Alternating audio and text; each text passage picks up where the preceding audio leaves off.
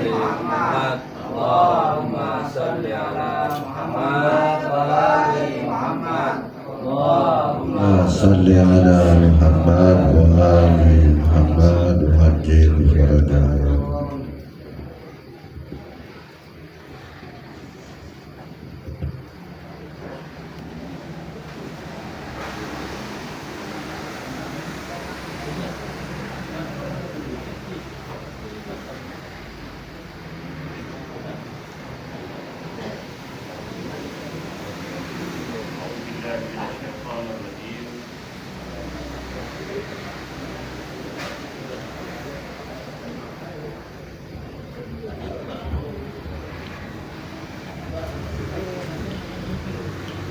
أعوذ بالله من الشيطان الرجيم. بسم الله الرحمن الرحيم.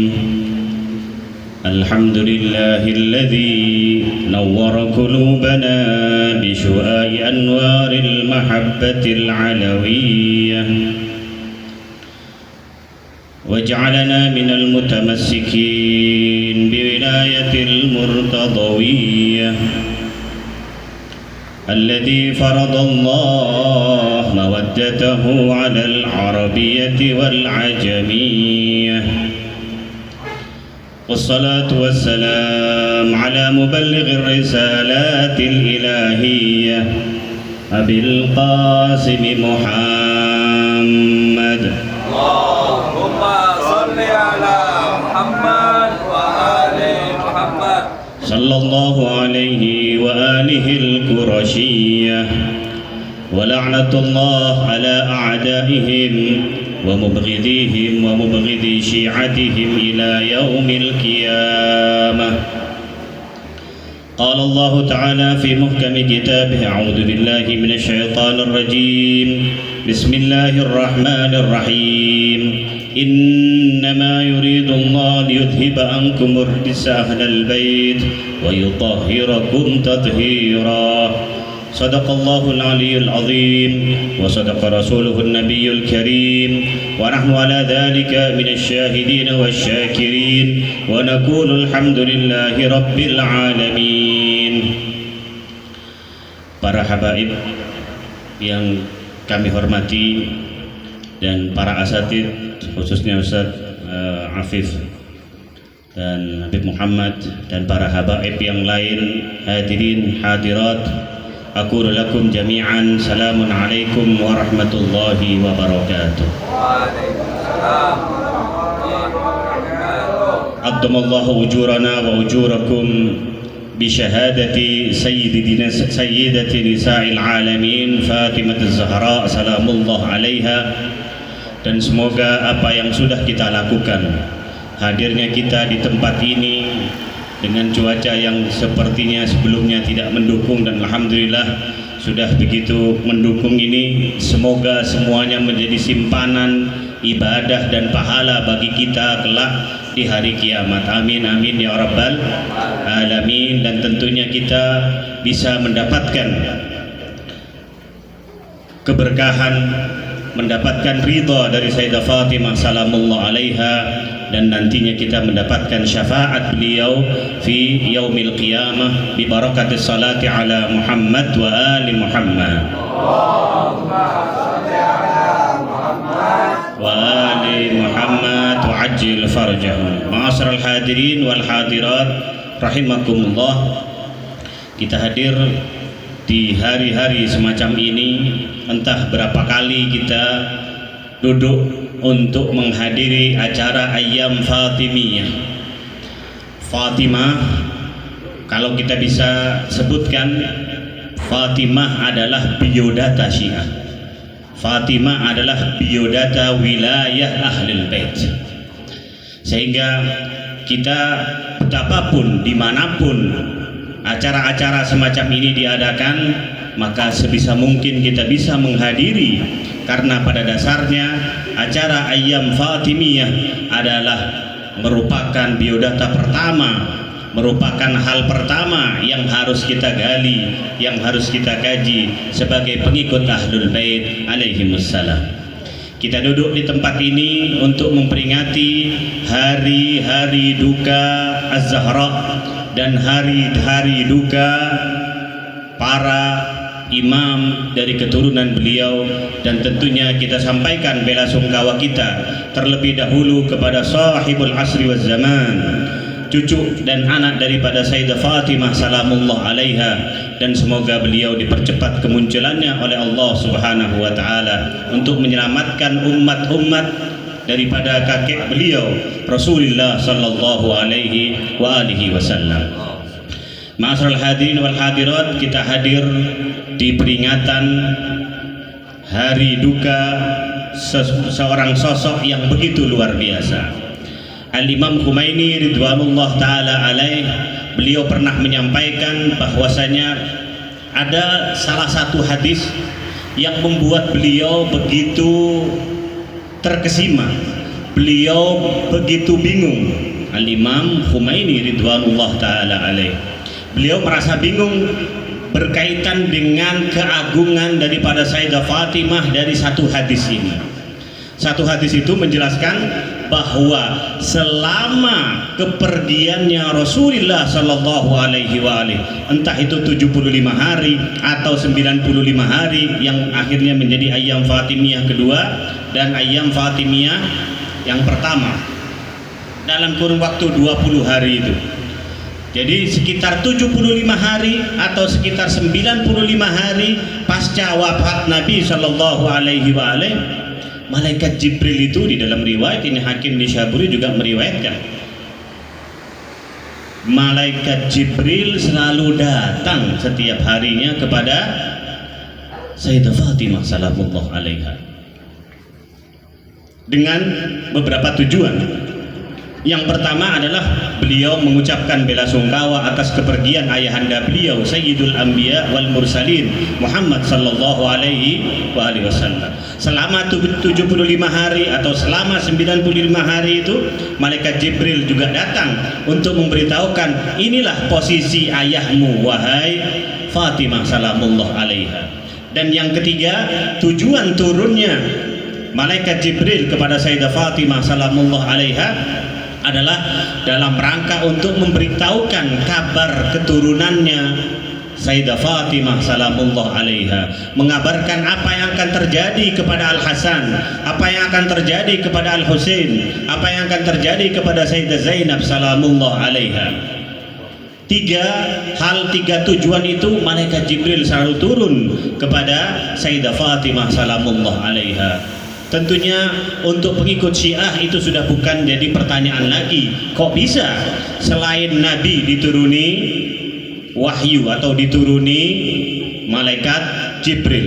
Jawabannya seperti ibunda Nabi Musa dan juga Sayyidah Maryam salamullah alaiha pun juga didatangi. Beliau salah satu daripada nama beliau adalah Al-Muhaddatsah, yaitu yang diajak bicara oleh para malaikat. Nah, sehingga Sayyidah Fatimah salamullah alaiha selama 75 hari atau selama 95 hari didatangi oleh malaikat Jibril, ditulis, dan akhirnya kabar yang diberikan oleh malaikat Jibril itu dibukukan dan menjadi mushaf Fatimah, yang katanya orang-orang ahli sunnah, oleh ikhwan kita menuduh itu adalah Quran lain, mushafnya orang Syiah. Padahal mushaf itu tidak lain adalah tadi kabar berita berkaitan dengan keturunan Sayyidah Zahra salamullah sampai akhir zaman, dan termasuk dengan apa yang akan dialami oleh Aba Abdillah Husain di padang suci Karbala. Dan mushaf Fatimah itu menjadi warisan daripada para imam kita. Itulah keagungan yang membuat, kata Imam Khomeini, wahyu atau malaikat Jibril itu akan turun kepada manusia yang sempurna. Dia turun tentunya yang sesuai sefrekuensi dengan malaikat Jibril. HP kita kalau tidak kuat, umpamanya HP jadul yang dulu Nokia itu, kalau dia tidak kuat tidak akan bisa menerima 4G, 5G dan lain sebagainya. Kenapa? Karena tidak nyambung. Malaikat Jibril bisa turun kepada Sayyidah Zahra salamullah alaiha, karena memang Sayyidah Zahra memiliki kesesuaian, memiliki hal-hal yang membuat beliau layak bisa menerima hadis, pembicaraan dari malaikat Jibril salamullah alaihi. Ma'asyiral hadirin wal hadirat rahimakumullah.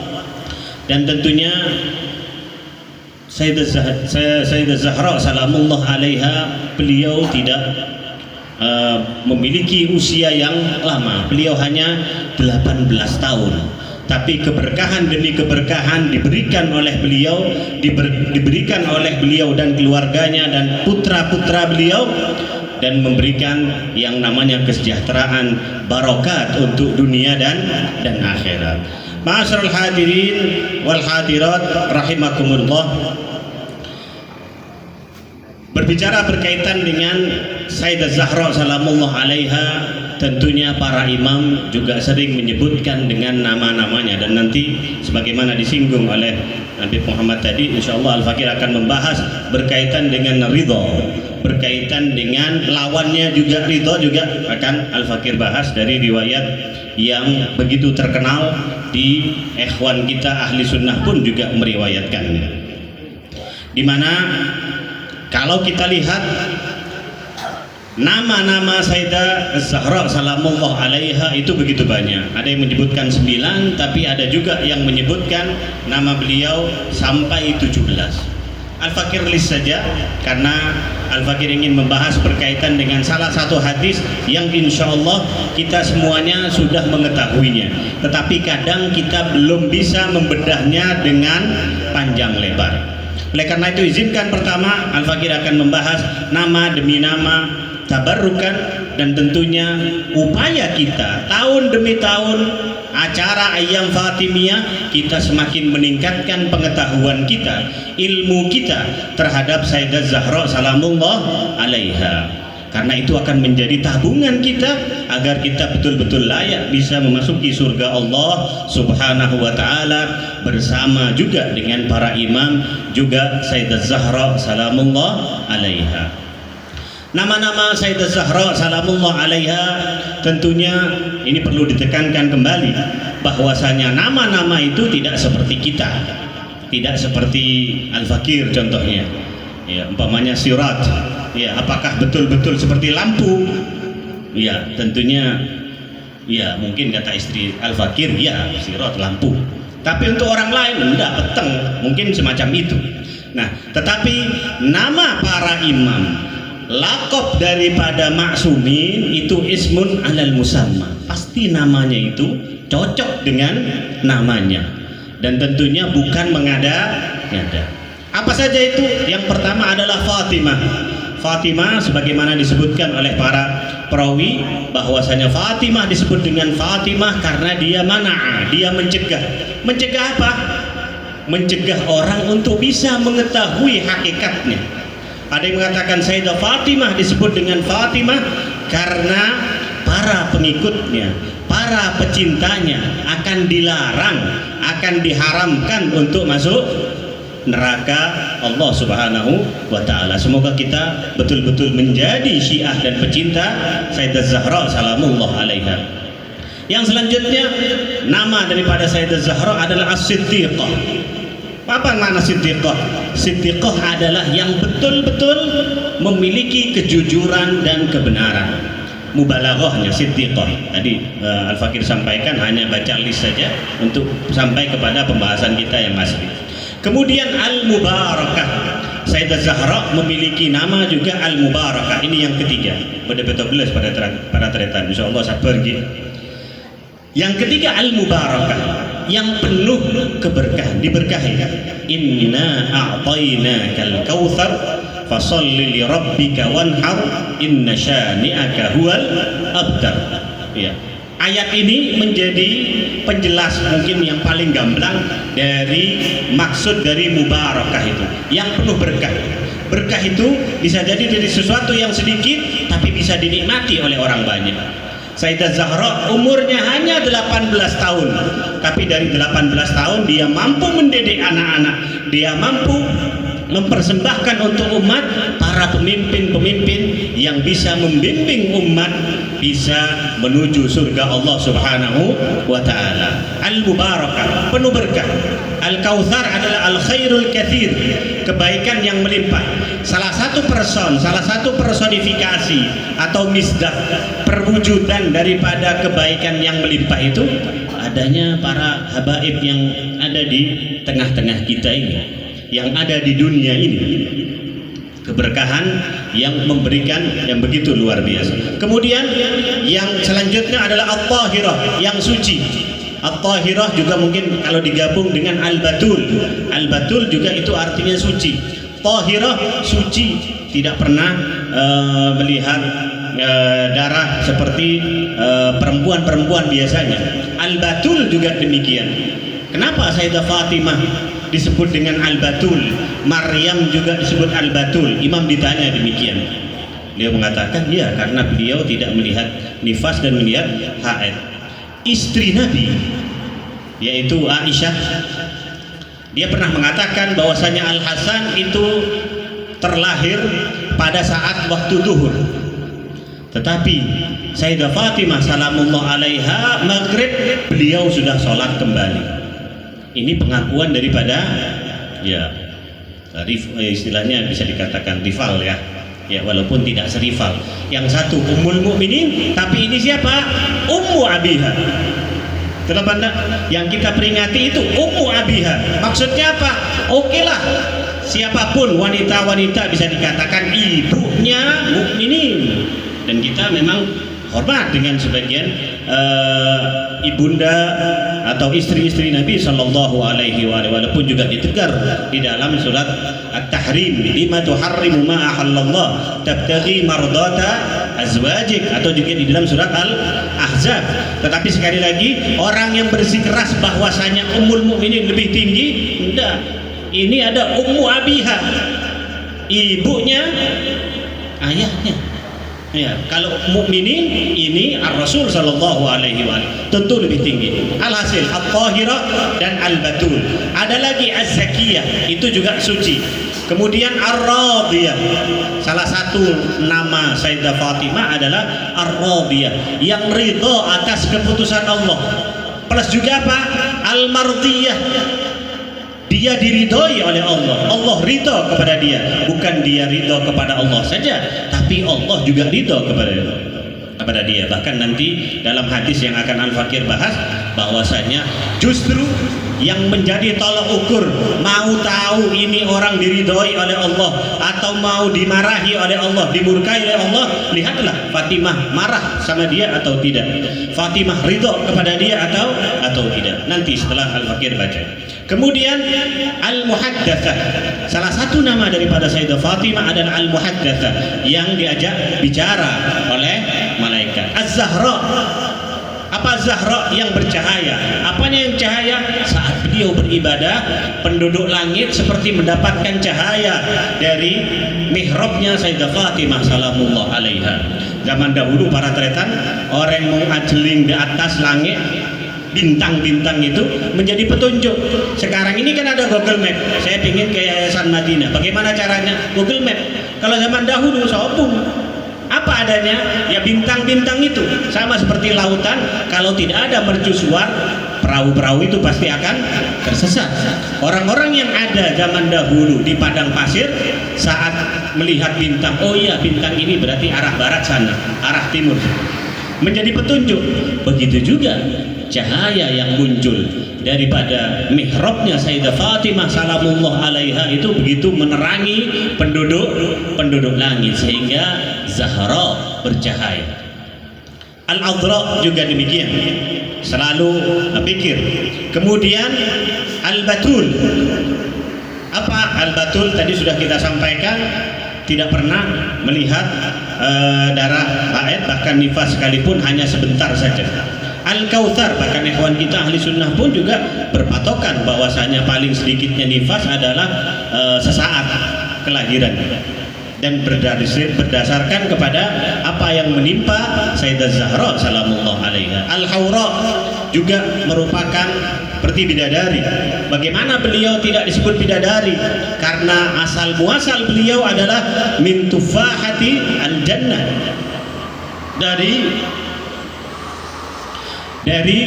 apel surga, sehingga beliau adalah haura insiyah, bidadari dalam wujud manusia.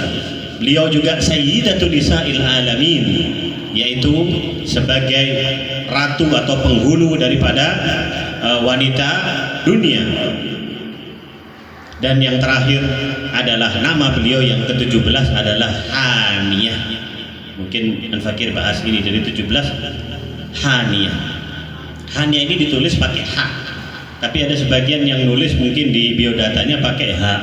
Hana itu artinya damai, bahagia. Tapi Sayyidah Fatimah adalah Haniyah pakai H. Apa artinya? Al-mushfiqatu ala zawjiha wa ala abiha wa ala waladiha.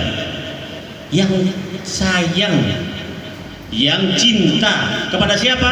Kepada ayahnya, cinta kepada suaminya, cinta kepada putra putrinya.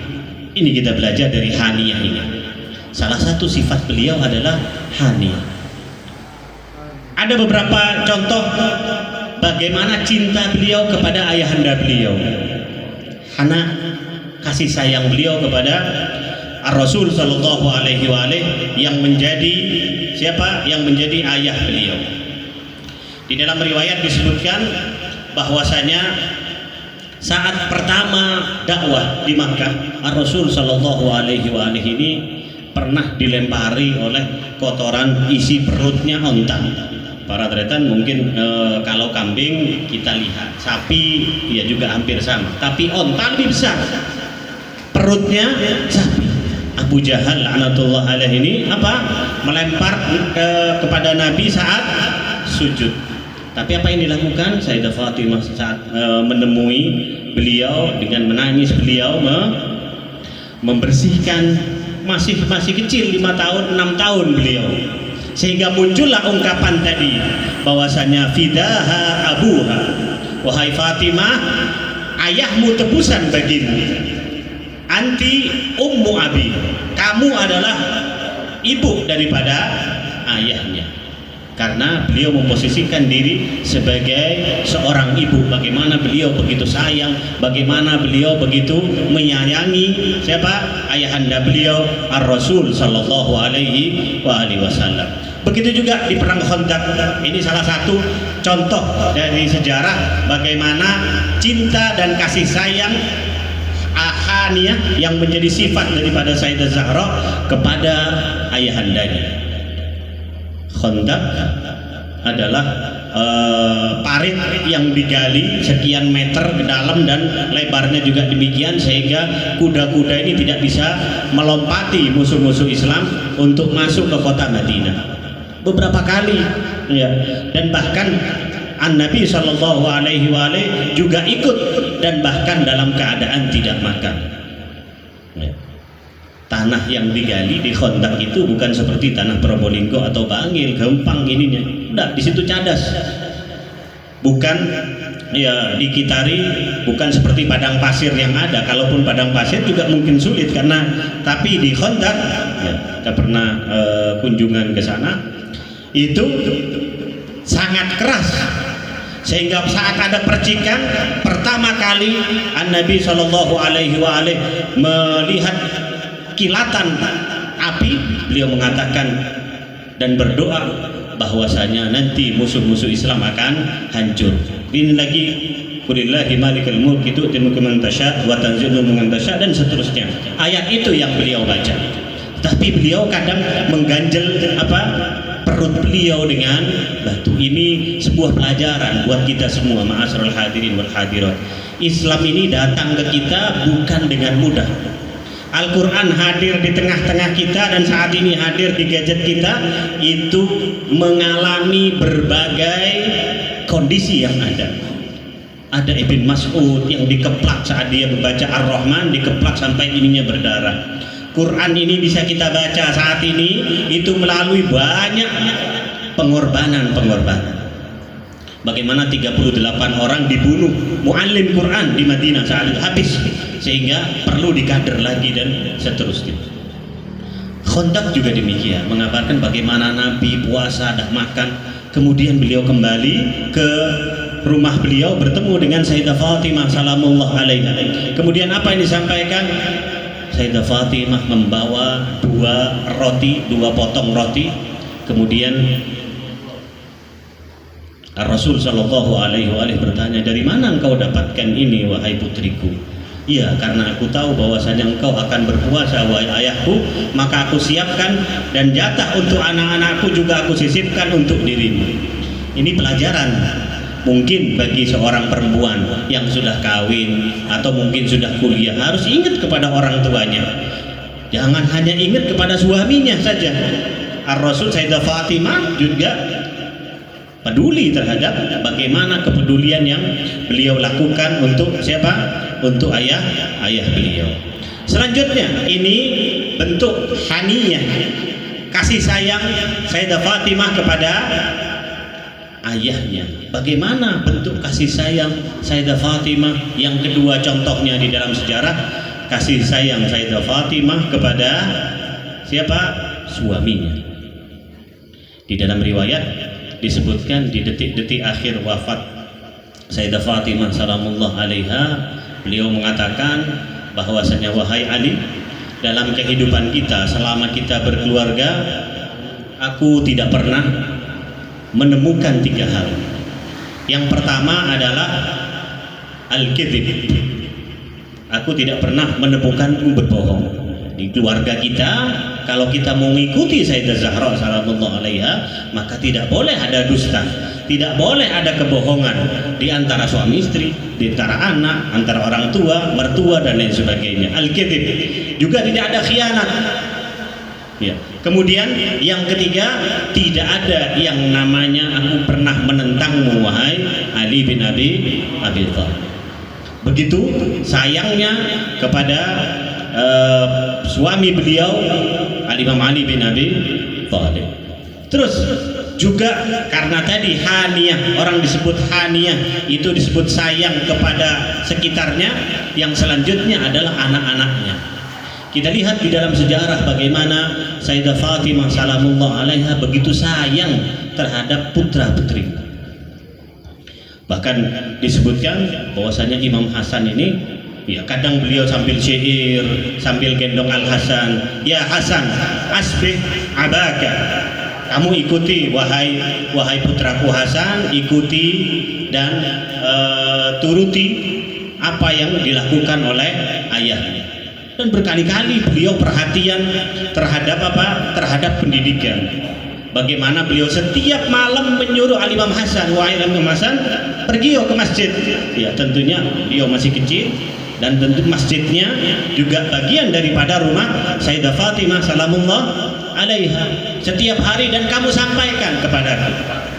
Ya. Ini memberitahukan kepada kita bahwasanya pengikut Ahlul Bait, kalau kita ingin mengikuti Sayyidah Fatimah salamullah alaiha, juga kita harus perhatian kepada yang namanya pendidikan agama. Pernah Rasul sallallahu alaihi wasallam melihat ada beberapa orang, ya, ada beberapa anak. Kemudian dia mengatakan, Rasul sallallahu alaihi wasallam mengatakan, celaka bagi orang tua di masa yang akan datang. Dan sepertinya ini sudah terjadi. Mungkin di Bangil, kalau di sini insya Allah enggak. Banyak orang lebih peduli dengan hal-hal duniawi anaknya, tapi tak depak dengan masalah ukhrawinya. Anak dilesi sakit langsung pergi ke rumah sakit, tapi anaknya yang mungkin kecanduan ini dan lain sebagainya tidak digubris, tidak tahu agama, tidak tahu ngaji, tidak pernah digubris sama dia. Kata Nabi, wailun, ya, minal abna li abaihim, celaka bagi anak yang memiliki orang tua di akhir zaman semacam itu, di mana mereka lebih, ya, sakit umpamanya kalau ternyata anaknya tidak lulus ini, padahal ujung-ujungnya bukan ngapok-ngapoi, kadang jadi pengangguran walaupun ini dan sebagainya.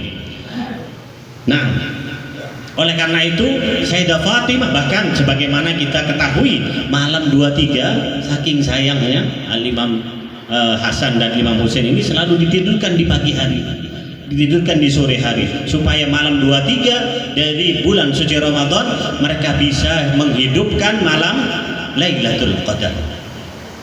Ya, bagaimana kasih sayang Sayyidah Fatimah salamullah alaiha kepada putra-putra beliau. Kemudian yang selanjutnya, bahkan ya, saat Al-Imam Hasan pulang dari masjid pasti ditanya, apa yang disampaikan oleh kakekmu, apa yang disampaikan oleh Nabi. Ya, ini mau mendengar. Ini juga pelajaran bahwasanya jangan sampai kita akrab dengan orang lain. Sayyidah Fatimah tidak mengorbankan apapun kecuali untuk itu, tidak mengorbankan anaknya demi suaminya dan seterusnya. Tidak ada hak-hak yang dilanggar oleh beliau. Beliau berbicara, beliau berdiskusi, walaupun anak-anak beliau masih kecil, memberikan saksian, memberikan karakter kepada anak, bukan diteror terus anak itu. Ya, dan sekali lagi, ya itu mungkin bisa jadi jarang itu dialami atau semakin kurang di sini dialog di antara keluarga, anak dengan orang tua, anak dengan yang lain. Sayyidah Fatimah mengajarkan tidak demikian. Ma'asyiral hadirin wal hadirat rahimakumullah. Kemudian bapak sudah, ayah beliau sudah, suami beliau sudah, anak beliau sudah. Bagaimana haniyah, bentuk kasih sayang daripada Sayyidah Fatimah sehingga beliau memiliki gelar haniyah yang begitu sayang kepada ininya. Yang selanjutnya adalah kepada tetangga, kepada orang lain. Kita tahu bahwasanya ungkapan al-jar summaddar itu dari beliau salamullah alaiha. Karena Imam Hasan mengatakan, wahai ummah, dari tadi kamu dalam kunut sholat malammu kamu selalu membaca fulan tetangga kabeh. Terus kita kapan? Itu muncul al-jar summaddar, tonggo dhisik baru kita. Sayyidah Fatimah salamullah alaiha pernah ditanya seorang perempuan. Dia mengatakan, wahai Sayyidah Fatimah, aku punya ibu yang renta, tidak bisa jalan. Dia punya pertanyaan, bisa enggak? Ya silahkan. Pertanyaan pertama disampaikan, dijawab oleh Sayyidah Fatimah. Kemudian yang kedua, wasanna, wasallasat, warabba'at, dan seterusnya dijawab sampai yang ke-10, wa asyarat. Perhatikan, kalau pertanyaannya berat, itu bisa jadi dua upon gelegeban, itu langsung capek. Tapi Sayyidah Fatimah melayani hal tersebut karena saking sayangnya beliau kepada orang lain. Sayyidah Fatimah adalah haniyah, sosok yang sayang. Kita sebagai pecinta Sayyidah Zahra salamullah alaiha berupaya agar kita juga bisa mengikuti hal yang sama, yaitu apa?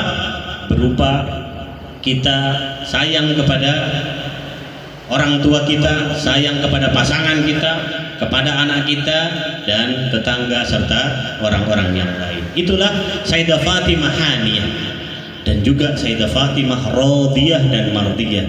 Tadi yang disampaikan oleh Habib Muhammad tadi berkaitan agar kita bisa mendapatkan ridha Sayyidah Fatimah salamullah alaiha. Hadis yang ingin Al-Fakir baca insyaallah tidak capek ya, semoga tidak capek, dan kita lanjut dengan untuk menghilangkan rasa capek itu dengan sholawat. Sallu ala Muhammad wa ali Muhammad. Allahumma salli ala Muhammad wa ali Muhammad. Allahumma salli ala Muhammad wa ali Muhammad. Allahumma salli ala Muhammad wa ali Muhammad. wa'ajil farja. Ada sebuah riwayat yang saya yakin semuanya yang ada di sini sudah pernah mendengarnya. Tapi izinkan Al-Fakir untuk mengupas sedikit berkaitan dengan hadis tersebut. Di mana ini juga bisa dikatakan di Sunni pun ini sudah sangat terkenal. Walaupun kalau menurut kubu Wahabi ini hadisnya tidak ada sumbernya. Seperti Ibn Taimiyah itu sudah mengakui bahwasanya ini riwayatnya tidak betul. Tetapi menurut pengakuan dan menurut standar ikhwan kita ahli sunnah, Hakim Nishaburi ini menyebutkan punya kitab namanya kitab Mustadrak.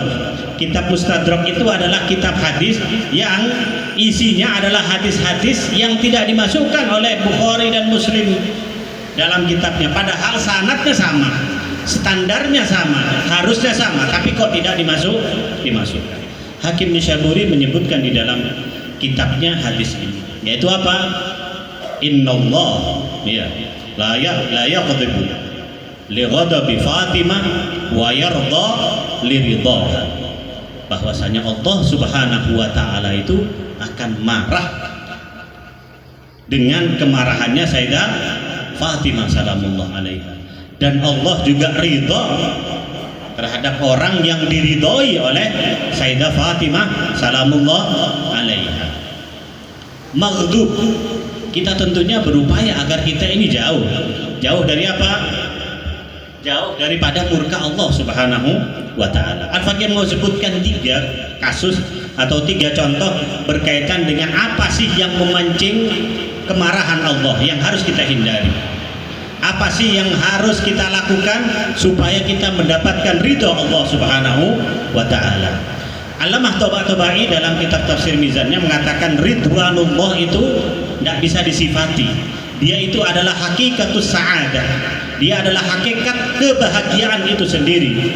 Hakikat daripada diterimanya kita segala amal perbuatan kita.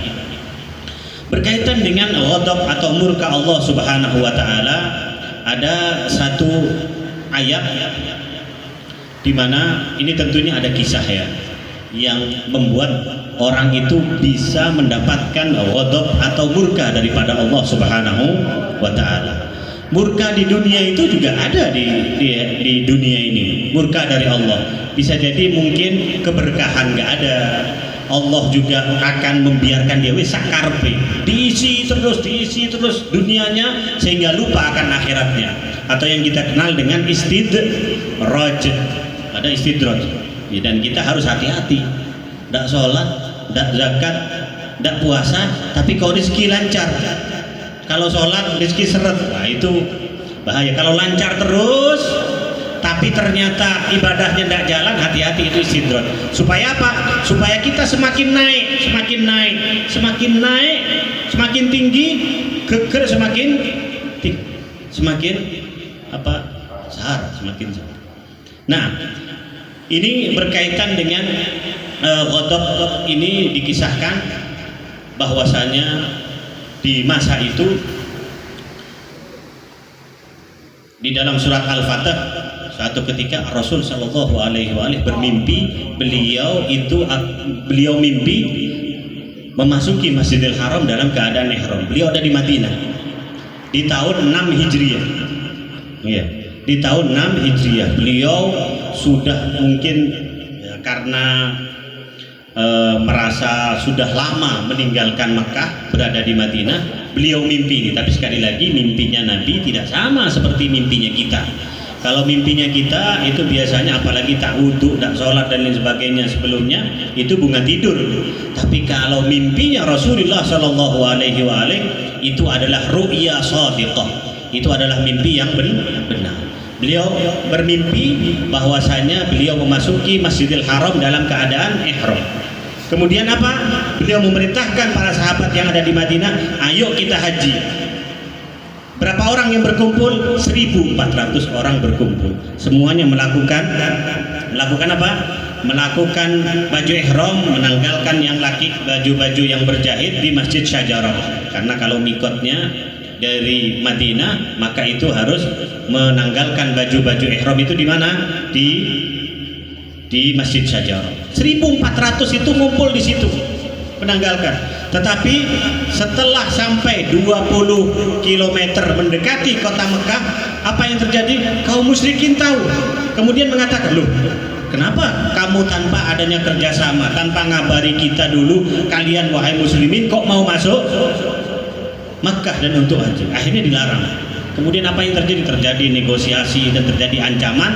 Akhirnya muncullah yang dikenal dengan nama Bai'atur Bai'atur Ridwan. Apa Bai'atur Ridwan? Ngumpulnya 1.400 orang itu di bawah syajarah.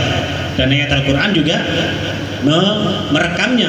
Laqad radiyallahu 'anil mu'minin id yubayyi'unaka tahta syajarah. Allah telah ridho kepada mereka-mereka yang telah membaiat kepadamu di bawah, karena tidak bawa senjata. Kita mau haji dan Mekah adalah rumah kita, mereka anggapnya gitu. Tetapi apa? Musyrikin mencegahnya, sehingga tidak boleh terjadi perjanjian.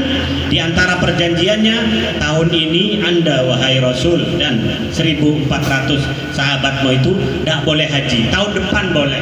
Tahun depan 3 hari saya kasih keamanan, kata negosiator dari orang musyrikin Mekah. Orang-orang yang lain mengejek munafikin ini. Orang-orang munafikin ini yang suudzon sama Nabi, mengejek kepada Nabi. Ya, yang nggak percaya loh kan, ini hasil mimpinya. Kita sudah pakai jauh pakai ihram, pakai baju kayak gini, tapi apa? Tidak boleh kita berhaji. Ini mimpinya Muhammad Sallallahu Alaihi Wasallam. Itu adalah kaum munafikin. Dan mereka itu akhirnya dikutuk oleh Allah Subhanahu Wa Taala dan mendapatkan murka Allah Subhanahu Wa Taala. Ini juga terjadi di Uhud, juga demikian. Di Uhud juga mengejek, mereka seuton sama Nabi loh. Katanya Allah akan membantu kaum mukminin, akan membantu Rasul. Tapi saat ini siapa yang dibantu oleh Allah? Musyrikin. Kita kalah ini. Ini bagaimana? Ini juga terjadi ma'asyiral hadirin pada kita saat ini. Kita pengikut Ahlul Bait. Gaza kok kayak gitu, kok hancur itu, kok dibiarkan kayak gitu.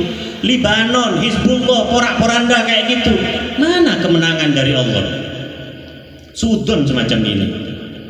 Padahal kita lihat Abang Abdillah Hussein juga syahid di padang Karbala, tidak tersisa sama sekali illa Imam Ali Zainal Abidin. Tapi apa? Harus sabar, karena kemenangan itu tidak instan. Itu perlu apa? Perlu proses, perlu adanya itu suudon. Ayat Al-Qur'annya ini yang mendatangkan satu kasus yang mendatangkan ghadab dari Allah Subhanahu Wa Taala. Allah marah terhadap kemarahannya Sayyidah Fatimah. Tapi juga kalau kita belajar di Al-Quran ada juga, yaitu apa? Mereka-mereka yang buruk sangka terhadap Allah Subhanahu Wa Taala dan terhadap Rasulnya. Ayat Al-Quran yang mengatakan demikian, wa yu'adzibul munafiqina wal munafiqat wal musyrikina wal musyrikat adh-dhannina billahi dhannas saw alaihim dairatus saw wa ghadiballahu alaihim wa la'anahum wa a'adda lahum jahannam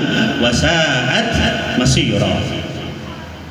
Allah Subhanahu Wa Taala akan mengadab munafikin, munafiqat, perempuan, musyrikin dan musyrikat yang apa? Adh-dhannin, buruk sangka terhadap Allah Subhanahu Wa Taala. Alaihim dairatus saw, mereka nunggu giliran. Wa ghadiballahu alaihim, dan mereka itu dimarahi, mendapat murka daripada Allah Subhanahu Wa Taala. Para tretan saja, kita di dalam sehari minimal kita minta supaya tidak termasuk dari al-maghdub yang dimurkai oleh Allah, dimarahi oleh Allah Subhanahu Wa Taala. Salah satu jalan agar kita tidak menjadi al-maghdub yang dimurkai oleh Allah adalah jangan sampai kita buruk sangka terhadap Allah Subhanahu Wa Taala. Di mana itu biasanya orang buruk sangka? Saat doa belum diterima, kok terlambat dalam ijabah, kok tak kabul-kabul. Ada juga buruk sangka karena dalam musibah, aduh mesengkok terus ya kena, aduh keluarga saya yang meninggal, kenapa kok kakek saya, kenapa kok ini, kenapa dan lain sebagainya, kenapa anak saya gini. Itu dalam musibah. Padahal sekali lagi Allah memberikan segalanya itu sesuai takarannya. Atau juga dalam dosa. Suatu ketika Imam Ali Zainal Abidin melihat ada seseorang yang dia itu gelantungan di kiswah, gelantungan di Ka'bah. Dia bilang, ya Allah, aku tidak akan diampuni oleh Allah. Ini sultan, Allah tidak mampu mengampuni dosa-dosa. Akhirnya masyarakat yang ada di sekitar gitu melihat Imam Ali Zainal Abidin, disuruh maju dan mengatakan, kenapa kamu mengatakan dosamu tidak bisa diampuni? Namanya Zuhri kalau tidak salah. Zuhri ini seorang qadhi, seorang hakim, seorang pengadil. Dia apa? Hakim, iya, aku ini telah mengadili dan mengeluarkan vonis membunuh seseorang, sedangkan itu ternyata salah. Aku pun juga minta keridhaan kepada ahli warisnya juga menolakku, sehingga aku sudah membunuh mangqatala mu'minan. Akhirnya apa? Aku tidak bisa. Kata Imam Ali Zainal Abidin, tidak, kamu tidak boleh mengatakan semacam itu. Selama nafas masih ada di kerongkongan, kamu punya hak. Dengan cara apapun, tolong kamu lemparkan sesuatu uang atau harta kepada keluarga itu, supaya dia nanti akan senang dan meminta dan memberikan maafnya kepadamu. Jangan sampai berputus asa, berburuk sangka kepada Allah Subhanahu wa Ta'ala. Gaza, ya, kaum muslimin, Iran dan sebagainya, kok bisa gini, kok bisa? Jangan suudzon, jangan sampai kita suudzon. Itu ayat yang pertama, berkaitan dengan kasus siapa? Berkaitan dengan kasus orang-orang yang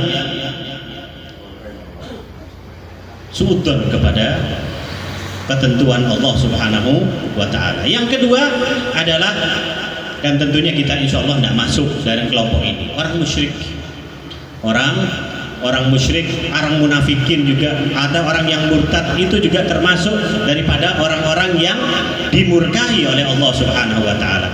Di dalam ayat Al-Quran disebutkan, innal ladzina takhadul ijla sayanaluhum ghadabun min rabbihim wa dhillah fil hayatid dunya wa kadzalika najzil muftarin. Ghadab, mereka para penyembah anak sapi. Ya, mungkin ini perlu diceritakan, ma'asyiral hadirin wal hadirat, karena dia ada juga hubungannya dengan wilayah. Orang mungkin ini Nabi Musa, beliau dijanjikan dan berjanji kepada para umatnya kaum Bani Israel bahwasanya aku akan mengambil kitab, aku akan pergi ke Miqat selama berapa hari? 30 hari. Tapi ditambahi 10 hari. 30 aku akan ngambil kitab, istilahnya gitu. Dan ukhlufni, Harun itu dijadikan sebagai wazir pengganti daripada Nabi Musa, di mana di kaum Bani Israel. Ya. Terlambat 10 hari umatnya menyembah apa? Menyembah ijil. Ya. Ijilnya atau sapinya Samiri. Betul apa tidak? Sehingga makanya jangan repot untuk ikhwan kita atau untuk Wahabi. Jangan kamu kok bisa khotir kok langsung berapa hari kemudian mereka melempari rumahnya Sayyidah Fatimah atau mendobrak pintunya Fatimah. Masa mungkin sih? Jawabannya, kita bandingkan dengan apa yang terjadi kepada Nabi Musa. Nabi Musa masih hidup, wasinya juga masih hidup, dan hanya 10 hari mereka ditinggal. Apa yang terjadi? Nyembah anan sampai.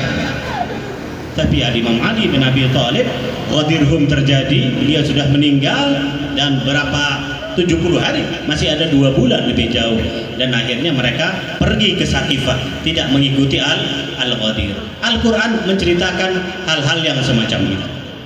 Nah, itu yang selanjutnya. Kemudian berkaitan dengan orang kafir juga demikian. Orang kafir juga mendapatkan ghadab daripada Allah Subhanahu wa Ta'ala.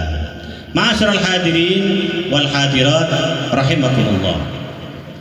Oleh karena itu, kita mungkin perlu berkaitan dengan ridho tadi, atau supaya kita tidak mendapatkan murka daripada Allah Subhanahu wa Ta'ala. Kita banyak di dalam riwayat-riwayat di situ disebutkan bahwasanya suudzon kepada Allah itu sangat berbahaya, dan sebaliknya husnudzon, berbaik sangka kepada Allah Subhanahu wa Ta'ala, itu sangat luar biasa. Diceritakan bahwasanya para penduduk yang akan memasuki neraka jahanam itu menoleh ke belakang. Di dalam ayat Al-Quran atau di dalam Doa Kumel, maha kadzab dhannu bi, aku tidak mengira akan semacam ini. Di dalam riwayat itu disebutkan bahwasanya saat malaikat ingin menggiring para penduduk neraka ini menuju ke neraka, mereka menoleh ke belakang. Kata malaikat, sudah, ini sudah vonis dari Allah.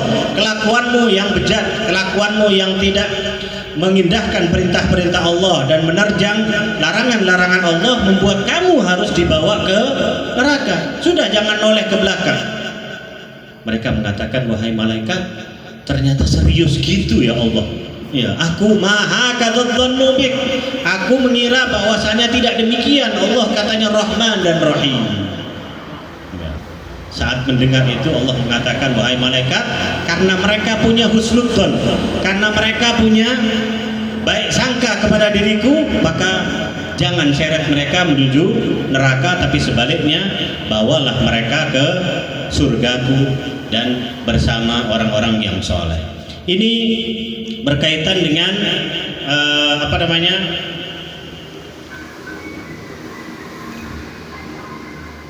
suudzon yang bisa mendatangkan murka Allah Subhanahu wa taala. Akhirnya marilah kita mohon kepada Allah Subhanahu wa taala agar kita di hari semacam ini, kita hadir di hari-hari duka Sayyidah Fatimah salamullah alaiha, kita mendapatkan ridho daripada Sayyidah Fatimah salamullah alaiha.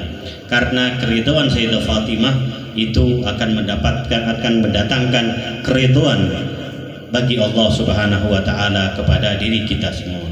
Dan semoga kita bisa menjalankan tadi salah satu sifat yang dimiliki oleh Sayyidah Fatimah salamullah alaiha, yaitu sifat haniyah, sayang terhadap keluarga, sayang kepada istri kita, pasangan kita, kepada anak-anak kita, kepada tetangga-tetangga kita.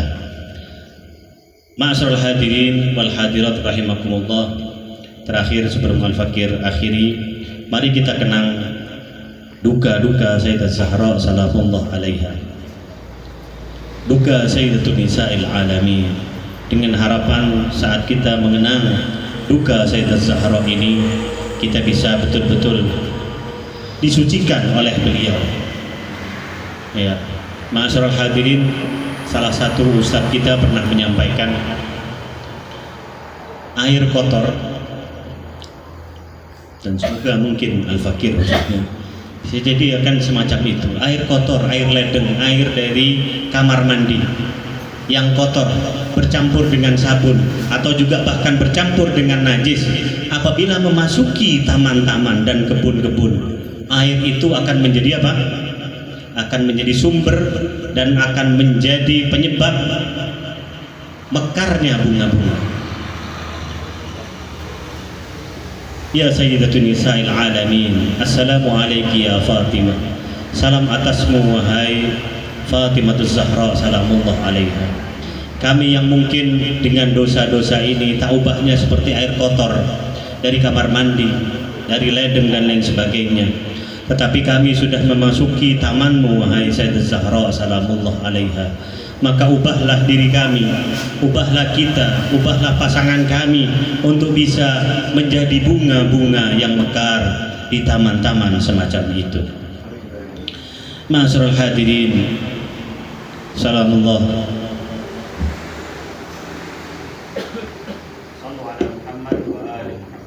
Allahumma salli ala Muhammad wa ali Muhammad. Allahumma salli ala Muhammad wa ali Muhammad. Allahumma salli ala Muhammad wa ali Muhammad wa ajil farjah.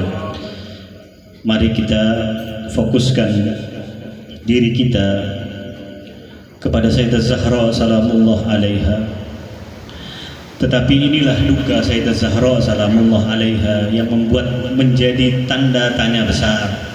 Dan itu yang juga membuat Al-Fakir Syiah selama mondok di API 3 tahun. Al-Fakir tidak Syiah di pondok, padahal banyak dalil-dalil yang disampaikan, tapi berkaitan dengan Sayyidah Zahra salamullah alaiha, itu yang membuat Al-Fakir Syiah.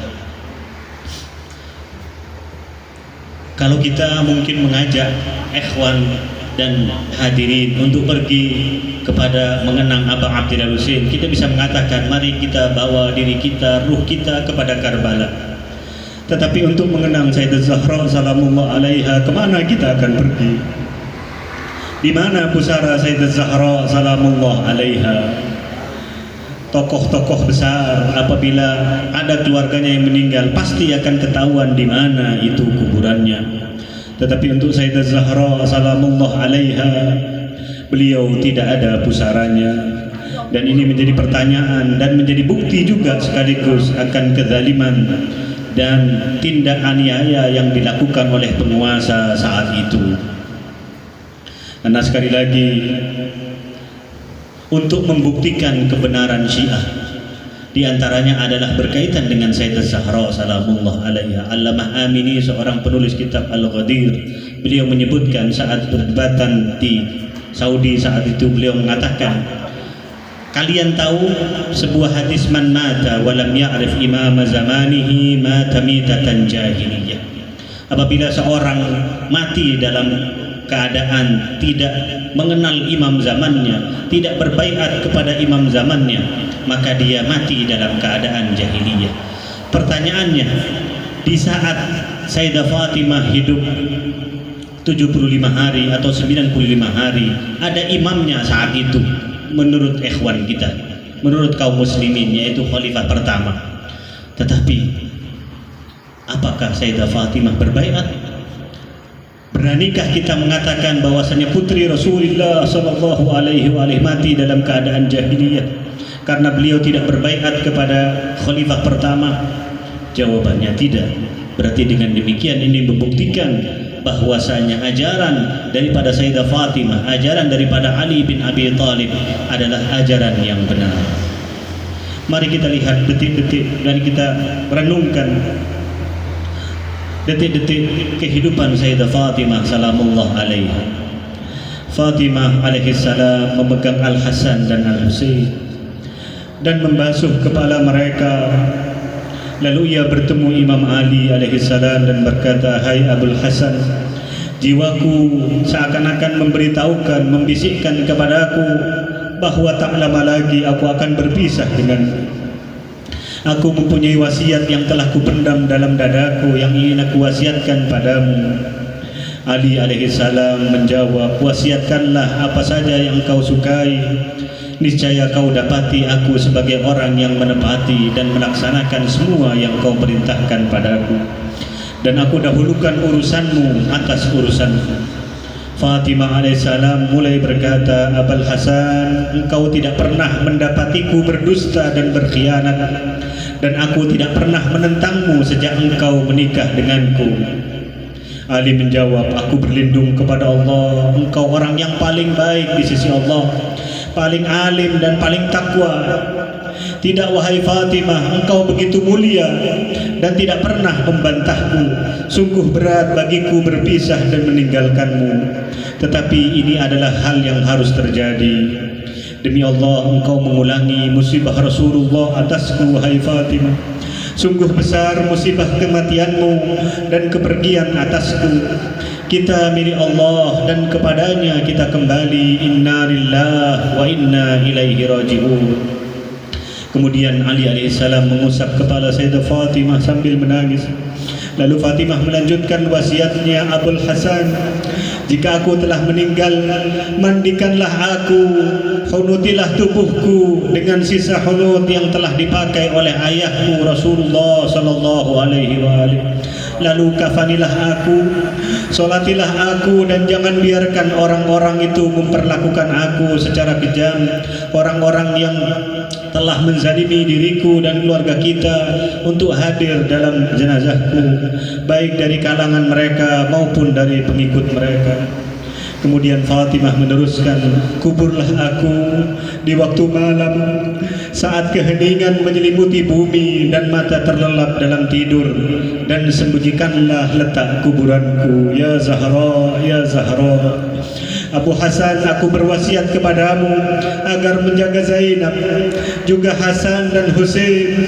Jangan kau bentak mereka karena mereka akan menjadi anak-anak yatim yang penuh derita.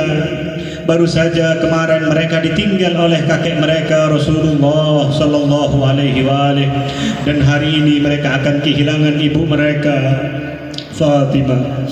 Kemudian Imam Ali alaihissalam keluar menuju masjid. Fatimah alaihissalam berdiri dan memandikan Hasan dan Husain. Ia mengganti pakaian Hasan dan Al-Husain. Setelah menyiapkan makanan bagi mereka, Fatimah alaihissalam berkata kepada mereka, keluarlah kalian dan pergilah ke masjid, wahai putra-putraku. Sebagaimana biasa, Fatimah menitipkan Zainab ke rumah Ummu Salamah, hingga tak seorang pun dari anaknya yang ada di rumah saat itu. Asma binti Umais berkata bahwa ia melihat Fatimah alaihissalam, dan ia berkata kepadaku, wahai Asma, aku akan masuk ke dalam kamarku ini untuk mengerjakan salat dan salat sunnah dan membaca wirid-wirid dan Al-Quran. Bila suaraku terhenti, maka panggillah aku. Bila aku masih bisa menjawab, kalau tidak, berarti aku telah menyusul ayahku Rasulullah sallallahu alaihi wasallam. Asma berkata, lalu Fatimah masuk ke dalam kamar. Tatkala aku sedang asik mendengar suaranya yang membaca Al-Quran, tiba-tiba suara Fatimah alaihissalam terhenti. Aku memanggilnya, ya Zahra, ya binta Rasulillah, ya Zahra. Beliau tak menjawab. Wahai Bunda Hasan, ia pun tak menjawab. Aku masuk ke kamar dan Fatimah salamullah alaiha telah terbentang kaku menghadap kiblat sambil meletakkan telapak tangannya di bawah pipi kanannya. Fatimah alaihissalam menemui ajalnya dan keadaannya dalam keadaan mazlum, syahidah dan sabirah. Asma berkata, aku menciuminya dan berkata kepadanya, wahai tuanku, wahai junjunganku, sampaikan salamku kepada ayahmu Rasulullah sallallahu alaihi wasallam. Saat aku dalam keadaan seperti itu, tiba-tiba terdengar suara ketukan pintu. Hasan dan Husain alaihissalam masih kanak-kanak itu pulang dari masjid. Saat mereka masuk, Husain yang pertama kali bertanya kepadaku, Asma, di mana ibu? Di mana ibu kami Fatimah? Aku menjawab kepada kedua pimpinanku itu, pemimpinku itu, ibu kalian sedang tertidur. Husain berkata, apa yang membuat ibu kami tidur di saat semacam ini? Saat waktu salatnya, tidak biasanya ia tertidur di saat ini. Aku berkata, wahai Maulai, pemimpinku, duduklah hingga aku bawakan makanan untuk kalian. Asma berkata, aku letakkan makanan di hadapan Hasan dan Al-Husain. Mereka manggut-manggut kepala mereka ke arah bawah. Sekarang ini makanannya, duhai Hasan, cahaya mata, wahai Qurratu. Husain berkata, wahai Asma, sejak kapan kami makan tanpa ditemani ibu kami Fatimah alaihissalam? Setiap hari kami makan bersama ibu kami Fatimah. Mengapa hari ini tidak? Perasaan Husain alaihissalam tidak enak. Ia berlari ke kamar, kemudian ia duduk di depan kepala Fatimah alaihissalam dan menciuminya, lalu berkata, Ummah, kallimini. Wahai ibu, bicaralah kepadaku. Aku putramu, aku putra tercintamu. Husain, aku Husain, wahai Ummah, kallimini. Berbicaralah kepadaku sebelum rohku keluar dari badanku. Husain berteriak, hai Hasan, semoga Allah melipat gandakan pahala padamu atas kematian ibu kita Fatimah. Imam Hasan alaihissalam datang dan merangkul ibunya dan menciuminya. Asma berkata, aku masuk kamar, demi Allah, Husain telah merobek-robek hatiku. Aku melihatnya menciumi kaki ibunya Fatimah alaihissalam, dan dia berkata, ibu, berbicaralah kepadaku. Kallimini, kallimini ya Ummah, sallallahu alaiki ya Fatimah, sallallahu alaika ya Aba Abdillah, sallallahu alaika ya Aba Abdillah. Bismikal azim al-azam al-ajam al-akram Muharram ya Allah 10 kali ya Allah ya Allah ya Allah ya Allah ya Allah ya Allah ya Allah ya Allah ya Allah ya Allah ya Allah ya Allah ya Allah Allah ya Allah saksikanlah kami. Bisa jadi banyak dosa yang kami lakukan kepada orang tua kami, kepada anak kami, kepada pasangan kami, kepada ibunda kami, kepada guru-guru kami. Tetapi ya Allah, dengan cucuran air mata ini, ampunilah kami ya Allah. Allah ya Allah, berikanlah agar Sayyidah Fatimah ridha kepada kami, karena ridha itu akan mendatangkan ridhamu ya Allah. Allah ya Allah, jagalah kami, anak-anak kami, keturunan kami, agar tidak melakukan hal-hal yang membuat Sayyidah Fatimah marah kepada kita, karena kemarahan Sayyidah Fatimah adalah kemarahanmu juga. Allah ya Allah, apabila hadirnya kita di tempat ini dengan meratap, dengan menangis untuk ibunda Al-Hasan dan Al-Husain, apabila engkau ingin mencatatnya sebagai amal ibadah, maka catatlah pertama kali untuk kedua orang tua kami, untuk guru-guru kami, untuk mereka-mereka yang punya hak terhadap kami. Allah ya Allah, janganlah pisahkan kami dari Ahlul Bait, jangan pisahkan kami dari Fatimah salamullah alaiha, jangan pisahkan kami dari Al-Quran. Akhirnya ya Allah, percepatlah kemunculan daripada putra Az-Zahra salamullah alaiha untuk memberikan keadilan, untuk memberikan kesejahteraan bagi para pecinta Az-Zahra salamullah alaiha. Untuk itu marilah ikhwan dan akhwat kita baca untuk keselamatan Al-Imam Mahdi ajalallahu ta'ala farajahu syarif. Semoga beliau memberikan inayah, beliau sudi memperhatikan kita semua dan menolong kita agar kita betul-betul menjadi syiah sejati dari ibunda beliau Az-Zahra salamullah alaiha. Bismillahirrahmanirrahim. Allahumma salli ala Muhammadin wa ali Muhammad.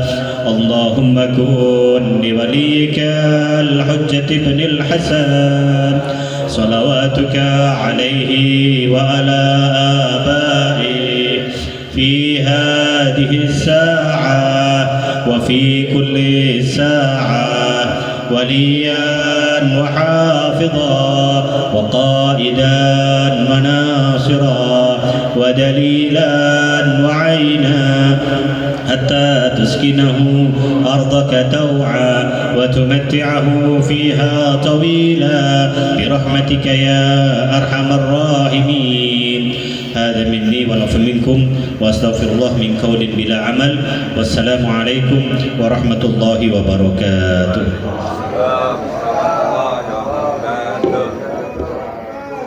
صلوا على النبي